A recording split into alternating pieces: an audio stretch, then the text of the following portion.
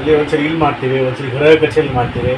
ನೋಡಿ, ಒಂದು ಸರಿ ನಾವು ಜನಸಂಪರ್ಕ ಕಾರ್ಯಕ್ರಮ ಮಾಡೋಕ್ಕೆ ಶುರು ಮಾಡಿದ್ರೆ ಮಿನಿಮಮ್ 300 ಜನ, ಮಿನಿಮಮ್ ಒಂದು ಸರಿ 500 ಜನ ಮೇಲೆ ಆಗ್ತಾರೆ.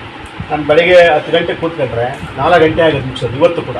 ಮತ್ತು ಸರ್ಕಾರ ಐತೆ, ಅಧಿಕಾರಿಗಳು ನಮ್ಮ ಜಿಲ್ಲಾ ಮಂತ್ರಿಗಳವರೇ, ಮತ್ತು ಕೆಲಸ ಕಾರ್ಯಗಳು ಭಾಳ ಈಸಿ ಕೂಡ ಆಗ್ತದೆ.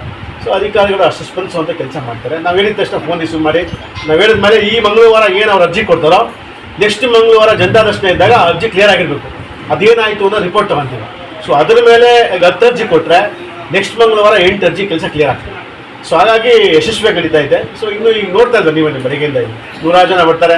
ಅವರೆಲ್ಲರೂ ಆಲ್ಮೋಸ್ಟ್ ಕೆಲಸ ಕಾರ್ಯಗಳನ್ನ ಸ್ಪಾಟ್ನಲ್ಲಿ ಡಿ ಸಿಗೋ, ಎ ಸಿಗೋ, ಅಥವಾ ಪೊಲೀಸು, ತಹಶೀಲ್ದಾರ್ಗೋ, ಈಗ ಎಲ್ರಿಗೂ ಸ್ಪುದ್ದಾಗಿ ನಾನೇ ಫೋನ್ ಮಾಡಿ ಕೆಲಸ ಕ್ಲಿಯರ್ ಮಾಡಿಕೊಡೋವಂಥ ಮಟ್ಟಕ್ಕೆ ಮಾಡ್ತಾಯಿದ್ದೀನಿ. ಸೊ ಮಾಡ್ಕೊಂಡು ಹೋಗ್ತಾಯಿದ್ದೀನಿ. ಜನ ಬೆಂಬಲ ತುಂಬ ಜಾಸ್ತಿನೇ ವ್ಯಕ್ತಪಡಿಸ್ತಾರೆ. ಸೊ ಅವ್ರ ಜೊತೆ ಇರ್ತೀನಿ. ನನ್ನ ಕರ್ತವ್ಯ ಅಲ್ವಾ. ನನಗೆ ಇಲ್ಲಿ ರಾಜಕಾರಣ MLA ಗಿರಿ ಸೆಕೆಂಡ್ರಿ. ಅದು ಜನ ನನ್ನೇ ನಂಬ್ಕೊಂಬರೋ ಅಂಥವ್ರಿಗೆ ಅವ್ರಿಗೆ ಎಲ್ಲ ಒಂದು ಕಡೆ ಸೇವೆ ಮಾಡೋದು ನನ್ನ ಕರ್ತವ್ಯ. ಸೊ ಮಾಡ್ತಾರೆ. ಈಗ ಅಡ್ಮಿನಿಸ್ಟ್ರೇಷನ್ ಇದೆಯಲ್ಲ ನಮ್ಮ ತುಮಕೂರಲ್ಲಿ, ಅಧಿಕಾರಿಗಳ ಕೆಲಸ ನಿರ್ವಹಣೆ ಮಾಡಬೇಕಾಗ್ತದೆ.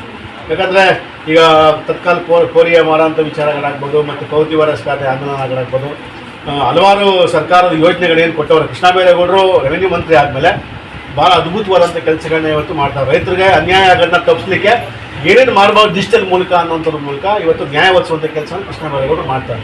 ಸೊ ಈ ನಿಟ್ಟಿನಲ್ಲಿ ಸರ್ಕಾರ ಯಾವುದೇ ಆದೇಶಗಳು ಕೊಟ್ಟರು ಕೂಡ ಆದೇಶಗಳನ್ನ ಭಾಳ ಪರಿಣಾಮಕಾರಿಯಾಗಿ ಅಧಿಕಾರಿಗಳು ಇಂಪ್ಲಿಮೆಂಟೇಷನ್ ಮಾಡಬೇಕು. ಹೆಂಗೆ ಸುಮ್ಮನೆ ಎಲ್ಲ ಕೂತ್ಕೊಂಡು AC ಆಫೀಸಲ್ಲಿ ಕೂತ್ಕೊಂಡು ನಾವು ಮಾಡ್ತಾ ಇದ್ದೀವಿ ಅಂತ ಪೇಪರ್ ಸ್ಟೇಟ್ಮೆಂಟ್ ಕೊಡೋಲ್ಲ.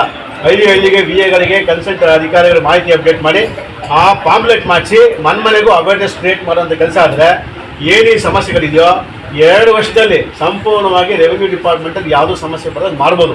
ಅದು ಅಧಿಕಾರಿಗಳು ಗಮನ ಕೊಡಬೇಕಾಗ್ತದೆ. ಸೊ ನಾವು ಕೂಡ ಸೂಚನೆ ಕೊಡ್ತೀವಿ.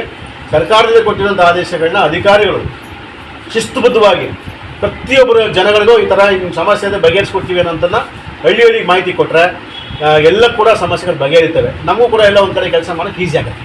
ಮಾಹಿತಿ ಕೊಟ್ಟಿದ್ದೀನಿ.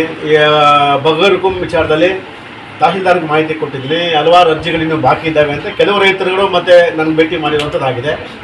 ಸೊ ಹಾಗಾಗಿ ಇದು ಅಧ್ಯಕ್ಷತೆ ಒಂದು MLA ಮಾಡಬೇಕಾಗಿರೋದು ತಾಲೂಕಲ್ಲಿ. ಸೊ ತಹಶೀಲ್ದಾರ್ಗೆ ಮಾಹಿತಿ ಕೊಟ್ಟೆ, ಸರ್ ಅವ್ರು ಡೇಟ್ ಕೊಟ್ಟರೆ ನಾವು ಕರಿಬೋದು ಅನ್ನೋ ಮಾಹಿತಿ ಕೊಟ್ಟರು.